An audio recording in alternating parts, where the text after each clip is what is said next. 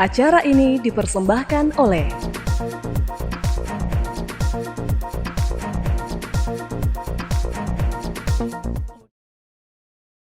Halo pemirsa Unhas TV, jumpa lagi bersama saya Zara Sabita Suceng dalam Unhas Daily.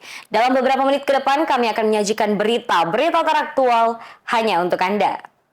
Pemirsa, Dewan Perwakilan Daerah Ikatan Alumni Lembaga Ketahanan Nasional atau DPD IKAL Lemhanas Sulawesi Selatan menggelar rapat kerja masa bakti 2024-2029. Masing-masing bidang kajian memaparkan usulan program kerja yang akan dijalankan selama 5 tahun ke depan.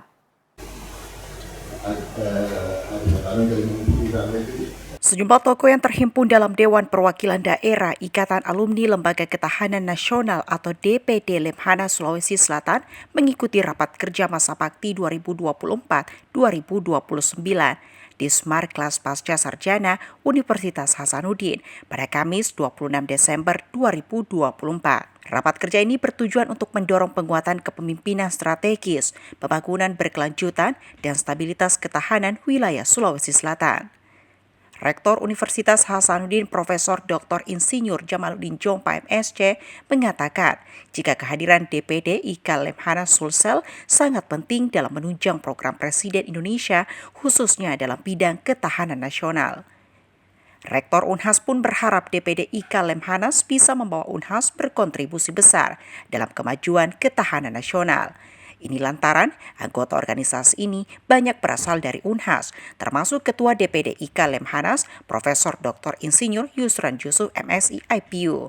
Jadi Unhas tentu bukan hanya sebagai host, tapi juga kita akan menjadi pemain. Kita akan berkontribusi dan salah satunya adalah melalui pembukaan kerjasama antara Unhas dengan Lemhanas dan juga Unhan dalam kaitannya dengan pembentukan S2, program studi S2 Ketahanan Nasional. Tentu kami percaya diri karena ada alumni-alumni Lemhanas yang keren-keren yang bisa kemudian mengawal proses pendidikan di S2 Ketahanan Nasional.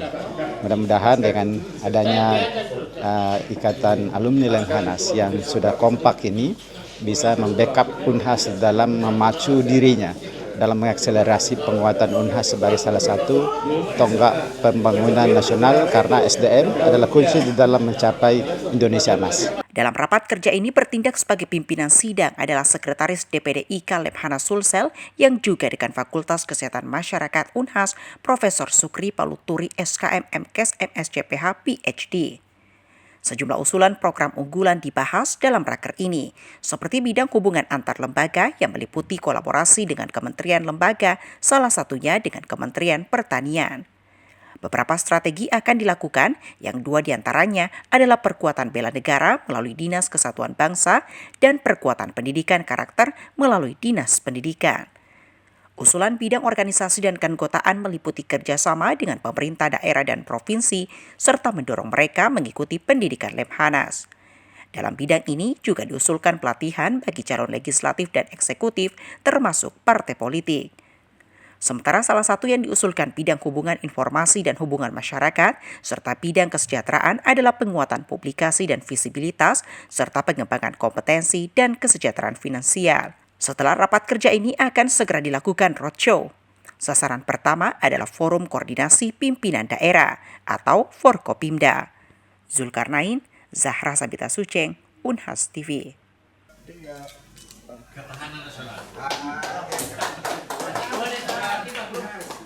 Pemirsa, kasus pembunuhan dalam keluarga di kurun 3 tahun terakhir mengguncang masyarakat. Apa sebenarnya yang menjadi pemicu dari tragedi ini dan bagaimana pandangan psikolog terhadap hal tersebut? Berikut informasi selengkapnya untuk Anda.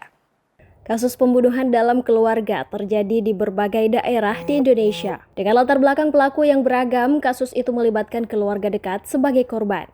Sebut saja di Magelang, Jawa Tengah, adik membunuh kakak dan orang tua menggunakan racun arsenik pada 2022. Lalu pada 2023, seorang ayah di Jagakarsa, Jakarta menghabisi nyawa 4 anaknya dan menganiaya istrinya.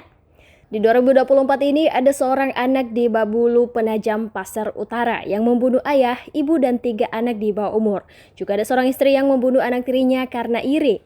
Kasus tersebut juga menjadikan keluarga korban mengalami stigma sosial hingga mengalami kesulitan ekonomi. Psikolog Ananda Zafira menjelaskan jika latar belakang kasus-kasus ini sangat beragam. Namun ia menelaah jika perilaku agresif yang mengarah pada pembunuhan seringkali dipicu oleh dinamika emosional yang tidak tersalurkan dengan baik. Perlu melihat dinamika yang terjadi, ya dinamika yang terjadi secara emosional dan juga luapan emosi ya yang tidak bisa disalurkan itu menjadi perilaku agresi.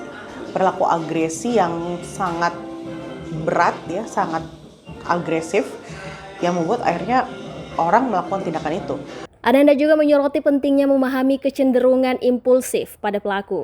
Ia menyontohkan seperti berkata kasar ataupun hingga pengancaman. Biasanya memang yang terjadi pada kasus-kasus pembunuhan di dalam keluarga itu latar belakang macam-macam. Yang pertama, kita perlu melihat pada pelaku apakah memang ada kecenderungan ketika dia dalam kondisi yang emosional. Artinya sangat emosional, dia bisa bertindak secara impulsif. Bertindak secara impulsif itu manifestasinya macam-macam. Ada orang yang pada saat dia bertindak impulsif, ketika dia merasakan sangat emosional, perilakunya misalnya ya contoh berkata-kata kasar gitu ya, itu berarti secara verbal abusive ya. Atau misalnya itu tadi ketika dia mengarah kepada perilaku pembunuhan gitu, berarti kita perlu cek. Berarti apakah ada sifat-sifat pada orang ini di mana dia akan cenderung menganggap bahwa orang yang di depannya ini sudah bukan manusia lagi dan itu pantas untuk diakhiri hidupnya gitu. Ananda juga menyoroti bahwa kasus-kasus tersebut terkadang bukan kasus pembunuhan yang terencana. Kalaupun ada yang terencana, penting untuk dicek motif pelaku melakukan hal tersebut. Ini karena pembunuhan terencana dan tidak terencana memiliki perbedaan besar, baik dari perilaku dan penanganannya secara hukum. Dan juga yang perlu kita lihat dinamikanya di sini seperti apa yang terjadi antara si korban dan juga dan si pelaku. Karena memang kebanyakan kasus-kasus pembunuhan yang tidak berencana, karena itu biasa secara hukuman ya, itu kan berbeda. Kalau kasus pembunuhan terencana dan kasus pembunuhan tidak terencana, itu akan sangat berbeda. Ketika itu misalnya sesuatu yang tidak terencana, berarti perilaku yang dilakukan karena impuls. Impuls artinya adalah kebutuhan seseorang untuk bisa melakukan sesuatu dengan segera. Tanpa, artinya ya kita bisa bilangnya melakukan tanpa bertindak, tanpa berpikir ya. Jadi tidak ada lagi proses berpikir yang dilakukan ketika dia melakukan tindakan itu. Dan tindakan dilakukan adalah tindakan agresif. Kalau kebanyakan orang-orang yang normal ya dia akan merasa bahwa oke, itu tindakan yang berbahaya, tindakan yang menyakiti orang lain, dan dia masih punya sense bahwa ini adalah sesuatu tindakan yang secara norma atau secara moral tidak boleh dilakukan. Ananda juga menyebutkan pentingnya untuk mengevaluasi motif pelaku. Hal ini agar dapat menangani kasus tersebut secara lebih tepat. Rahmatia, Iva Syarahman, Unhas TV. Hujan deras di pantai barat Amerika Serikat hingga badai salju di pantai timur tak menyurutkan semangat warga untuk berpergian, termasuk mudik untuk melewatkan Natal bersama keluarga besar. Jumlah warga yang berpergian tahun ini bahkan melampaui angka pra-pandemi yang dulu sudah termasuk sangat tinggi. Selengkapnya dilaporkan tim VOA dari Washington DC.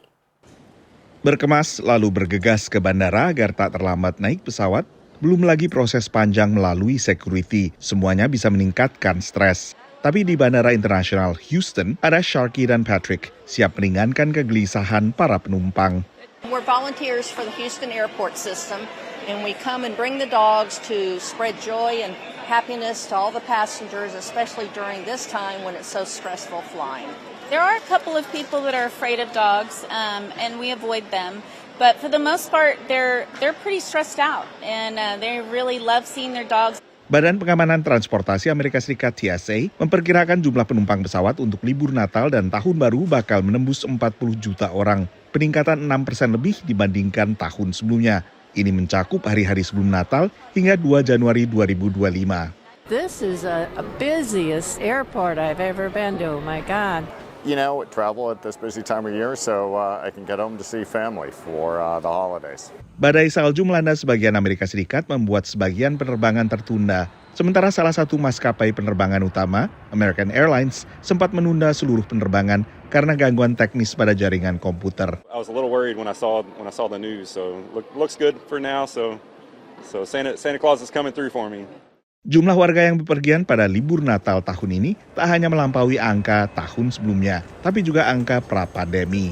The busiest air travel days of all time have happened this year. So airline travel is just really high right now. But most people do drive to their destinations, and that's true for every holiday.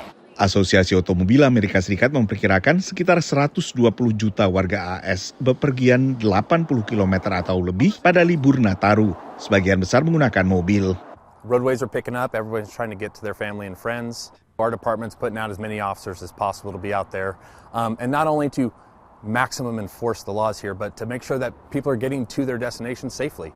Meski darurat pandemi COVID telah lama berlalu, dampaknya masih terlihat dalam melonjaknya minat bepergian. Travel as far as going to visit family or friends, going to stay at a rental home together at the beach, or maybe going to Europe with loved ones and staying at a budget hotel.